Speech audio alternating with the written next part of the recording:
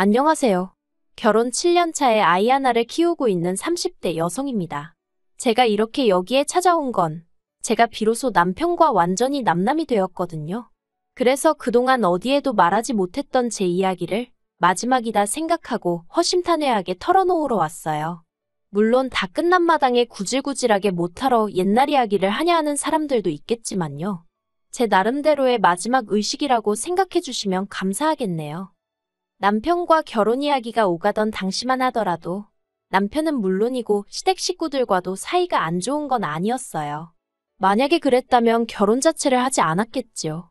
남편과는 지인의 소개로 만나 인연을 사귀었는데 당시 남편은 회사를 다니는 직장인이었어요. 다만 공무원 시험에 3년이란 시간을 쏟아붓고 그래도 결과가 좋지 않아 뒤늦게 직장 생활을 시작한 경우였거든요.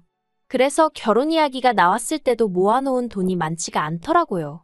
그런데 지금이라면 돈을 좀 더 모으고 결혼하자 했을지도 모르겠지만 그 당시에는 제 나이가 32로 홍기가 꽉 찼었다고 해야 할까요?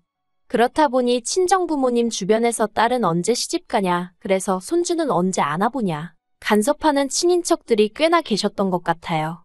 친정부모님은 돈도 돈이지만 홍기를 놓치지 않았으면 좋겠다며 결혼을 그냥 진행하라 하셨습니다. 그리고 솔직히 저도 한 살이라도 어리고 예쁠 때 드레스를 입고 싶은 마음이 있었거든요.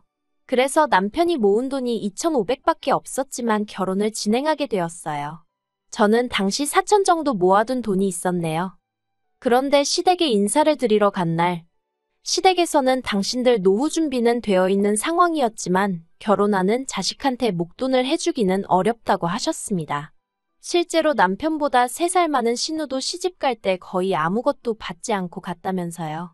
솔직히 시부모님이 해놓고 사는 걸 보면 그렇게 빠듯해 보이지는 않았지만 어쨌든 없다고 하시는데 제가 그걸 추궁할 것도 아니고 당장 남편도 별말 없이 가만히 있었거든요.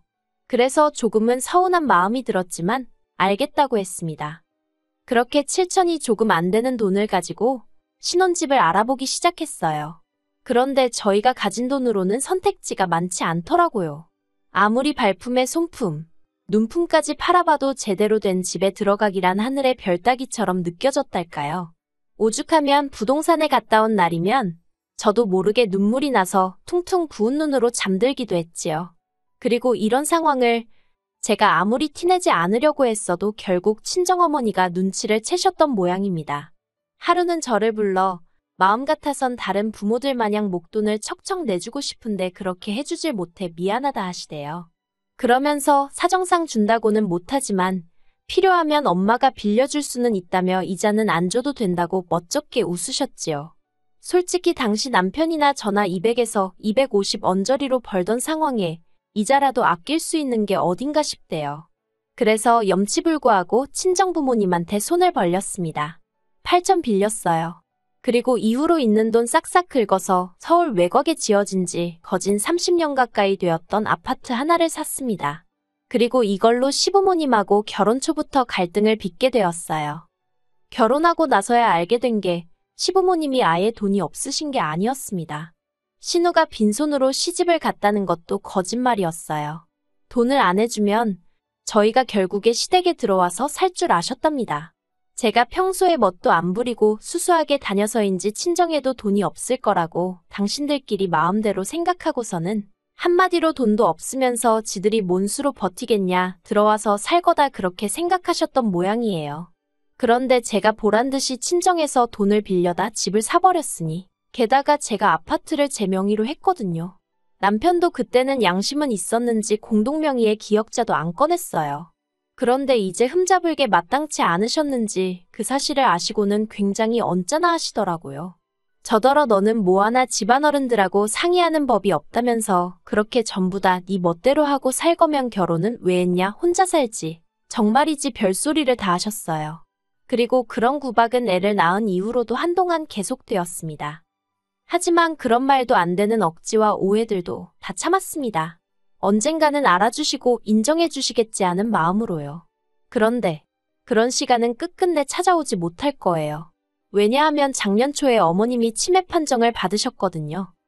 사실 언젠가부터 어머님은 갑자기 당신이 지금 어디 있는지를 모르겠다며 전화를 해오시기도 했고 걸핏하면 핸드폰을 잃어버리셨어요.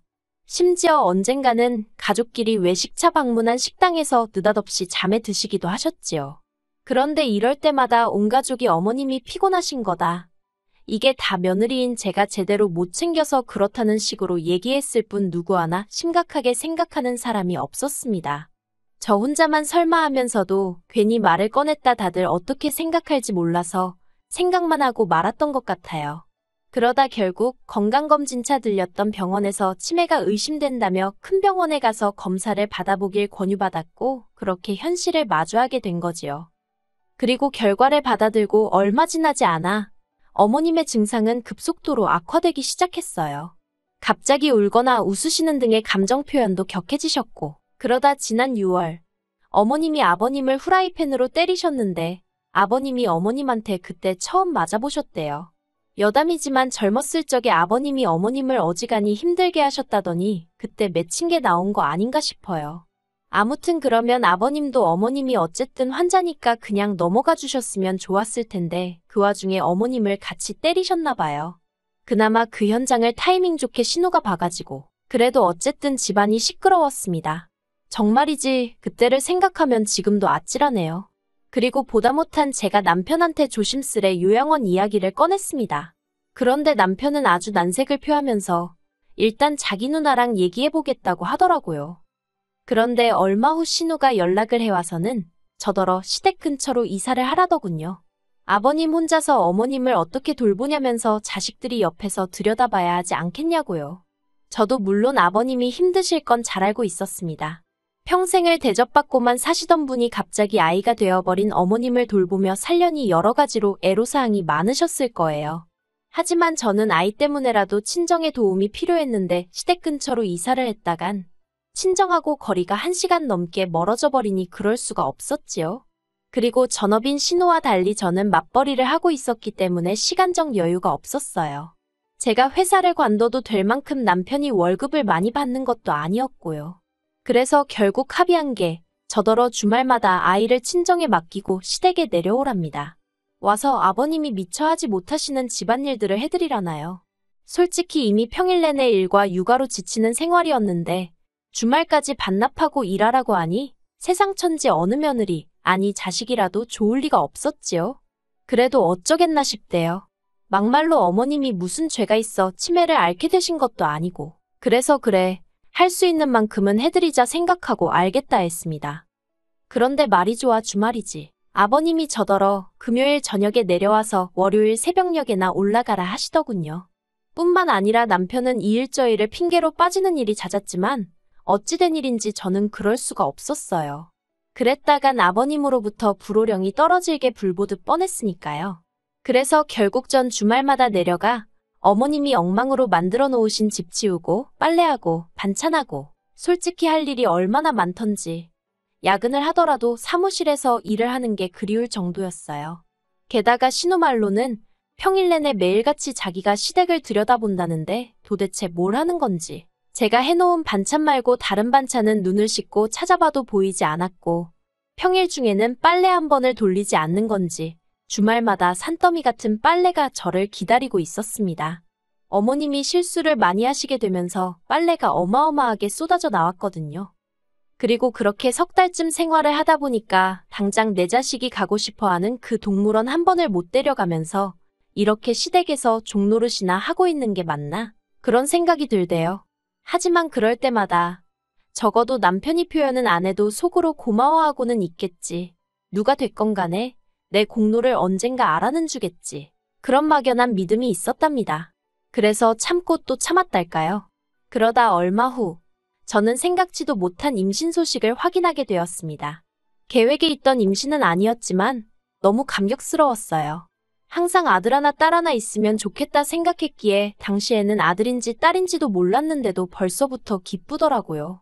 친정부모님의 도움을 좀 더 오래 받게 되면서 죄송한 마음이 컸지만 친정부모님은 그런 건 신경 쓰지 말라며 축하해 주셨습니다. 첫째 때는 사는 게 빠듯해서 산후조리원 구경도 못했는데 이번에는 그러지 말라면서 친정부모님이 따로 500만 원도 챙겨주셨지요. 그런데 시댁의 반응은 냉담했습니다. 제가 임신 소식을 알리며 더 이상 주말마다 시댁에 내려갈 수 없다고 말하자 신우가 처음 했던 말이 저더러 왜 그렇게 사람이 경솔하냐대요. 황당해서 경솔하다니 그게 무슨 소리냐 했습니다. 그러니까 신우가 정말 나을 거냐면서 자기가 수술비는 대줄 테니 이번에는 포기하라는 사람으로서는 감히 입에 담을 수도 없는 말을 꺼냈어요. 미안하지만 자기한테는 자기 어머니가 더 소중하다면서 저한테도 있는 사람부터 챙기는 게 맞지 않냐며 생각을 잘 좀 해보라고요. 제가 말도 안 되는 소리라고 나을 거라 했습니다. 그랬더니 아버님은 한다는 말씀이 그래 나으려면 나아라. 그런데 애 낳는 거랑 시댁에 내려오는 거랑 무슨 상관이냐입니다. 제가 체력적으로 힘들어서 안 된다고 했더니 그러면 회사를 관두고 아예 시댁에 내려와서 지내면 되겠다나요. 한참을 듣고 있다가 어이가 없어서 두 분 다 진심이시냐 했습니다. 그리고는 남편더러 무슨 말이라도 좀 해봐 그랬어요. 그런데 남편이 입을 꾹 다물고 아무 말도 안 하고 있더라고요. 결국 이도저도 해결이 안 나고 그렇게 저랑 남편이 집으로 돌아왔습니다. 남편더러 왜 가만히 있었냐고 따졌어요. 그리고 그렇게 어머님 상태가 걱정되면 당신이 내려가서 아버님이랑 같이 지내라 했지요. 그랬더니 기껏 한다는 소리가 어머님도 여자니까 같은 여자가 편하지 않겠냐는 거예요. 자기 이름도 잊어버리시고 막말로 똥오줌도 못 가리시는 양반한테 그런 게 중요했을까요? 도무지 말이 통하는 것 같지 않아서 남편더러 난 이제 두 손 두 발 다 들었다고 알아서 하라 했네요. 그러자 남편은 무슨 딱따구리도 아니고 계속해서 같은 말을 반복했어요. 기왕 시작한 거 조금만 더 해주면 안 되냐고요. 그러더니 급기야 한다는 말이 저더러 저러다 어머님 돌아가시면 후회 안 할 자신 있냐대요. 어이가 없어서 남편더러 당신은 자신 있냐고 물었습니다. 그랬더니 또 묵묵부답. 그런 의미 없는 말다툼을 몇 번이고 반복해야만 했어요. 그리고 스트레스 때문인지 결국 일주일 후에 저는 아이를 떠나보내야만 했습니다. 유산을 한 거지요. 수술을 마치고 병원에 누워있는데 하염없이 눈물만 흘렀어요. 그런데 그때 병실에 남편하고 신우가 들어오더니 그러면 언제부터 움직일 수 있는 거야? 이번 주말에는 움직여도 괜찮다지? 아버지가 걱정이 많으셨어. 그럽니다. 온몸에 소름이 쫙 끼치더라고요. 피는 못 속인다더니 이것들이 사람이 맞나 싶었지요. 저는 둘에게 나가달라고 내 평생 시댁에 가는 일은 없을 거다 했습니다. 주변에 사람들이 있어서인지 둘 다 얼굴만 울그락불그락거릴 뿐 뭐라 말은 더 안 하대요. 그리고 퇴원 후 저는 친정으로 향했습니다. 그때부턴 친정아버지와 함께 움직였어요. 부동산에 집도 내놓고 가정가구도 하나씩 정리했습니다. 제 짐도 전부 다 친정으로 옮기기 시작했고요. 참고로 유산을 확인한 날 이혼하는 쪽으로 마음이 완전히 돌아섰거든요. 유산의 원인이 시댁 식구들 그리고 특히나 남편이라는 건 너무나 확실했기에 그러면 제가 죽으면 죽었지 제 자식 죽인 사람하고 살부대끼면서는 살 수가 없었으니까요. 남편이 자꾸 제 연락을 피해서 남편 회사에 등기로 이혼 서류를 보냈습니다. 그런데 남편이 다 찢어버렸다면서 100번 1000번을 보내보라고 자기가 도장 찍을 것 같냐면서 연락을 해왔어요. 그래서 제가 그러면 변호사 선임하겠다 했습니다. 그랬더니 진짜 그렇게까지 해야겠냐면서 자기더러 어쩌라는 거냐대요. 그러면 뭐 아픈 어머니를 버리기라도 하라는 거냐면서. 그래서 제가 남편더러 당신이 뭘 얼마나 했는데 어머님을 버리기식이나 하냐 했습니다. 그리고는 나는 당신한테 이제 기대하는 것도 바라는 것도 없으니 이혼 서류에 도장이나 찍어달라 했어요. 그리고 저는 아버님으로부터도 연락을 받게 되었습니다. 아버님은 아무리 세상이 달라졌어도 이혼하면 여자만 손해라면서 저더러 나갈 거면 제 몸뚱이만 나가라고 당신 핏줄은 두고 가라대요. 생전 손자한테 용돈 10,000원 쥐어줘 본 적 없으신 분이 그제서야 핏줄 어쩌고 하시니 웃겼어요. 그래서 알겠다 했습니다. 솔직히 아버님한테 제 아들을 맡길 생각은 추호도 없었는데 평소 아버님은 툭하면 말도 안 되는 걸로 으름장을 놓곤 하셨거든요. 그래서 저도 세게 한번 나가본 거지요. 그리고 아니나 다를까 제가 지금 아이를 시댁에 데려다 놓을 거냐 하니까 갑자기 당신이 키울 건 아니라면서 일단 기다려보라며 한 발 빼시더라고요. 그리고 그제서야 신우가 저더러 미안하다며 연락을 해왔습니다. 자기가 딸이니까 자기가 좀 더 들여다봤어야 하는데 자기 먹고 사는 게 빠듯해서 저한테 의지를 많이 했었다나요. 그러면서 어머님이 기억이 없으셔서 그렇지. 솔직히 이 상황을 아시면 얼마나 속상하시겠냐면서 저더러 다시 한번 생각해보랍니다. 그래서 그런 말 이제 와서 무슨 소용이냐고, 그래도 반성을 하시니 다행이라고. 어머님 살아계신 동안 이제라도 그동안 못한 딸 노릇 똑바로 하라 했어요. 그리고 저는 친구 소개로 이혼 전문 변호사를 소개받았습니다. 다행이라고 해야 할지, 친정 부모님한테 돈 빌려서 집을 살 때 세무사의 조언을 따라서 증여받은 것처럼 샀거든요. 그렇다 보니 집값이 상당히 올랐는데도 남편하고 나눌 게 없었어요. 정말 그땐 안도의 한숨이 나오대요. 솔직히 이혼하고 나면 혼자서 아이를 어떻게 키우나 걱정이 많았으니까요. 그리고 핏줄 타령하던 시댁 식구들도 막상 제가 이혼 소송 걸겠다니까 애 내놓으라 소리를 안 하더군요. 아무튼 여러 가지로 대단한 집구석이다 싶었습니다. 그리고 결국 소송 대신 협의 이혼했어요. 제 생각이지만 남편도 남편대로 변호사를 알아보고 다닌 모양인데 재수 없으면 저한테 위자료까지 줘야 될 판이었던 모양이에요. 그래서인지 자기가 먼저 꼬리 내리고는 저더러 협의 이혼하자대요. 저도 남편하고의 관계를 질질 끌어가고 싶은 마음은 없었기에 그러자 했고요. 그렇게 저희가 남남이 되었어요. 솔직히 이혼녀라는 타이틀을 가지고 혼자서 아들을 잘 키울 수 있을지 걱정도 되고 두렵고 떨립니다. 지금보다 더 강한 엄마가 되어야겠지요. 저에게 마지막으로 바람이 하나 있다면 나중에 아이가 저를 이해해주면 좋겠다는 거예요. 엄마는 그저 너에게 행복하고 안정된 가정을 주고 싶었다는 걸.